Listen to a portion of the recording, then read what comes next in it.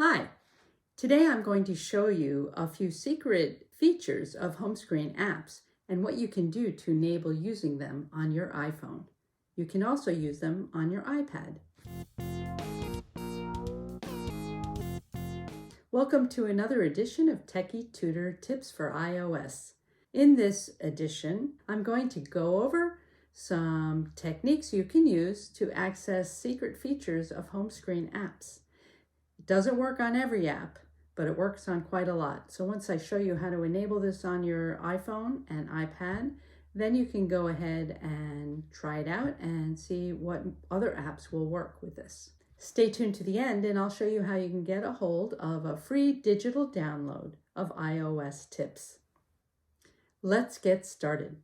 The first thing we're going to do is go to Settings and scroll down to Accessibility right here. Then we're going to scroll down to Touch and you'll see Haptic Touch. We're going to go into this menu. You can practice on this one to see how long you have to touch to get a reaction. I have it on slow. Okay, so what we're going to do is see how Haptic Touch gives you all these amazing underrated features and kind of secret shortcuts that you may not have known about. So I'm going to show you a few. If you hold your finger on, it will open up with your options. So notice that I can write a new message, search, set a reminder. I can see all my inboxes by holding down just a little bit. With Gmail, same thing. It allows me to compose in any of my Gmail accounts. If it doesn't work, you're going to press on it and see just edit home screen and remove app. But there's a lot of apps that you do have these extra things. So for example, clock, I can create an alarm, start stopwatch, start timer, all these things without going into the app. Copy last result, 0. So if you're remembering something and then you want to go out and check it, see what happens with shortcuts. I can create a shortcut or view the gallery. See what happens with that. Nothing. Oh, I can use my level or my measure without going into the app. Check on music. I can press it and I can search. I can play a favorite song, play my station, podcast. Let's see what happens. I can search and check for new episodes.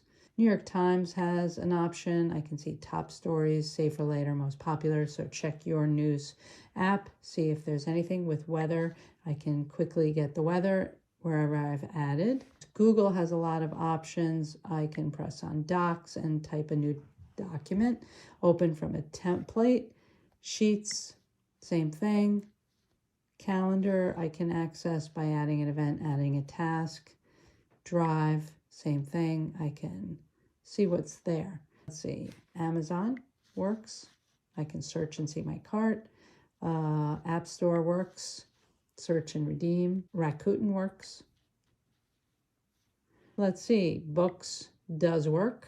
So again, you're just going to have to press on your apps to see what works. Oh, here's a fun one. You can go into Duolingo and have a quick practice of your weak skills. And how about this? Open Table, quickly find a restaurant near you. Yelp, quickly leave a check-in, add photo activity. Those are kind of cool.